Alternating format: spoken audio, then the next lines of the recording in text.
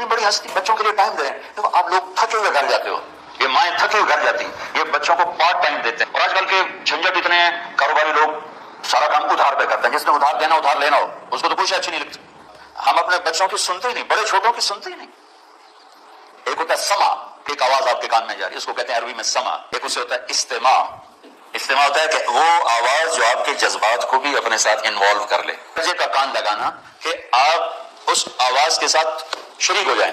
ये तवज्जो बीवी भी मांगती है, खामिद बीवी से मांगता है, औलाद माँ बाप से मांगती है, माँ बाप औलाद से मांगते हैं, टीचर शागिर्द से, शागिर्द टीचर से मांगता है। लेकिन हम सिर्फ ये बस कितने हैं, ये एक उससे ऊपर का दर्जा इंसाफ। इंसाफ होता है कि सुनने के बाद कुछ करने का भी मूड बन जाए।